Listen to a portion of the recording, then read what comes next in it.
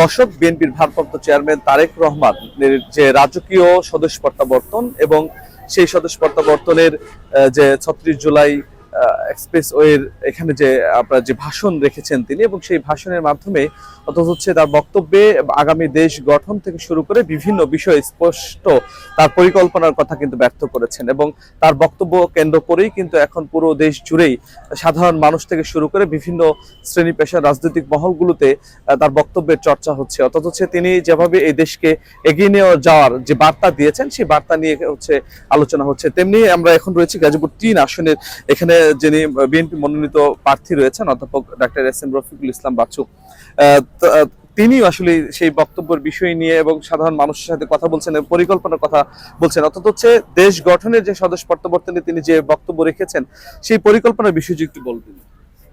আমাদের নেতা জননেতা তারেক রহমান, আপনারা জানেন 25 ডিসেম্বর তিনি আল্লাহর রহমতে নিরাপদে দেশে ফিরেছেন এবং তিনি নিরাপদে ফিরে জাতীয় স্মৃতিসৌধ, আমাদের দলের প্রতিষ্ঠাতা শহীদ প্রেসিডেন্ট জিয়া রহমানের মাজার এবং আমাদের যে শহীদ হাদির কবর আজকে জিয়ারত করেছেন।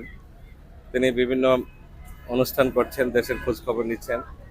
তার যে পরিকল্পনার কথা বলেছেন, এই পরিকল্পনা কিন্তু আগেই ঘোষণা হয়েছে। তিনি বাংলাদেশকে নিয়ে তার একটা পরিকল্পনা আছে বলেছেন। সেই পরিকল্পনা এর আগে তিনি 31 দফার মাধ্যমে জাতির সামনে উপস্থাপন করেছেন। দেশনেত্রী বেগম খালেদা জিয়া ভিশন 2030 দেশের জাতির সামনে উপস্থাপনা করেছেন। এই মূলত 31 দফা এবং ভিশন 2030-র মাধ্যমেই কিন্তু আগামী দিনের বাংলাদেশ এগিয়ে যাবে। এবং বাংলাদেশকে আপনার জননেতা তারেক রহমানের যে সবচেয়ে বড় পরিকল্পনা যেটি, যে বাংলাদেশকে তিনি একটি সুখী সমৃদ্ধ দেশ করতে চান, একটি কল্যাণকামী রাষ্ট্র করতে চান। এবং সবচেয়ে গুরুত্বপূর্ণ কথা যেটি তিনি বলেছেন সেটা হলো তিনি নিরাপদ বাংলাদেশ করতে চান। তিনি এটা হলো আমার কাছে সবচেয়ে গুরুত্বপূর্ণ হয়েছে, বাংলাদেশকে নিরাপদ করতে চান। পাশাপাশি দেশের স্বাধীনতা সার্বভৌমত্ব তো জানেনই, বিএনপির প্রধান মানে স্বাধীনতার সার্বভৌমত্বের জন্য বিএনপির নেতা কর্মী সহ দেশের মানুষ যে কোনো ত্যাগ স্বীকার করতে পারে। এগুলি আমাদের পরিকল্পনা এবং আগামী দিন ইনশাল্লাহ তারেক রহমানের নেতৃত্বে সরকার গঠিত হবে। আজকে যে তার যে দেশে ফেরার পরে যে মানুষের জোয়ার, বাদ ভাঙ্গা জোয়ার দেখা যাচ্ছে, এবং তারেক রহমান আমরা বিশ্বাস করি যে তিনি বাংলাদেশের প্রধানমন্ত্রী হবেন এবং তার সেই পরিকল্পনা যেটা আজকে দেশের জনগণ গ্রহণ করেছে সেই পরিকল্পনা বাস্তবায়িত হবে। কোনো বক্তব্য তো হচ্ছে সাধারণ মানুষ প্রশংসায় ভাসাচ্ছেন, অর্থাৎ হচ্ছে আশা দেখছেন সেখানে। এটা কিভাবে এই 3 আসনের জনগণকে সেভাবে আপনি কিভাবে আশা পূরণ করবেন আপনি? দেখুন, আমাদের 3 আসনের সমস্যা একটু ভিন্ন রকম সমস্যা আছে, যেহেতু শিল্পায়ন, শিল্প অঞ্চল, অনেক শিল্প প্রতিষ্ঠান হয়েছে, অনেক সারা বাংলাদেশের দেশের মানুষ এখানে থাকে।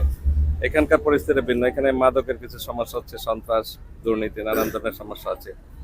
যখন গণতান্ত্রিক সরকার প্রতিষ্ঠিত হবে, গণতান্ত্রিক সরকার প্রতিষ্ঠিত হলে কিন্তু একটা জবাবদিহিতামূলক একটা প্রশাসন গড়ে উঠবে।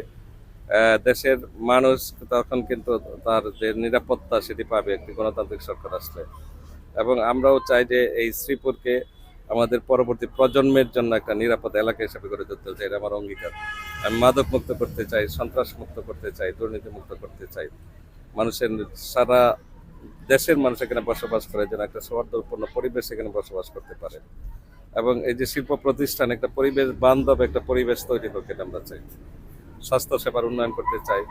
শিক্ষা আমার প্রধান প্রায়োরিটি, শিক্ষার উন্নয়ন করতে চাই।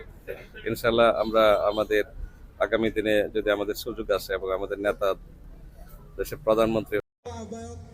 গাজীপুর ওশান ক্যাডেট একাডেমি হচ্ছে মুনলাইট ইংলিশ ভার্সন স্কুলের উদ্বোধন শেষে কথা বলছিলেন হচ্ছে কেন্দ্রীয় বিএনপি সহ স্বাস্থ্য বিষয়ক সম্পাদক এবং গাজীপুর 3 আসনের যিনি মনোনয়ন পেয়েছেন অধ্যাপক ডাক্তার এস.এম. রফিকুল ইসলাম বাচ্চু। এই সময় তার সাথে রয়েছেন উপজেলা বিএনপির হচ্ছে সিনিয়র যুগ্ম আহ্বায়ক মুস্তাফিজুদ্দিন মৃধা এবং রয়েছেন উপজেলা বিএনপির হচ্ছে যুগ্ম আহ্বায়ক অ্যাডভোকেট আবু জাফর এবং রয়েছেন তেলিহাটি ইউনিয়ন বিএনপির হচ্ছে যে আহ্বায়ক নুরুল ইসলাম এবং রয়েছেন অর্থাৎ হচ্ছে এই ইংলিশ ভার্সনের যিনি হচ্ছে প্রতিষ্ঠাতা হচ্ছে স্বপন এবং রয়েছেন হচ্ছে আরো অন্যান্য যারা রয়েছেন। অর্থাৎ হচ্ছে তারেক রহমানের যে বক্তব্যটি, অর্থাৎ হচ্ছে সাধারণ মানুষ যেখানে স্বপ্ন বুনছেন এবং দীর্ঘ স্বপ্নের যে অপেক্ষা রয়েছিল, অর্থাৎ হচ্ছে এই দেশকে এগিয়ে যাওয়ার যে প্রত্যয় তিনি এর আগে তার 32 দফায় হচ্ছে ব্যর্থ করেছিলেন এবং সেটি মাধ্যমে সাধারণ মানুষের কাছে পৌঁছে দিয়েছেন।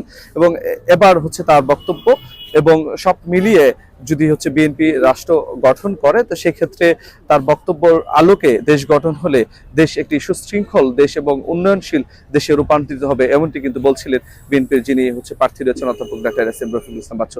এই ছিল আমার কাছে সর্বশেষ।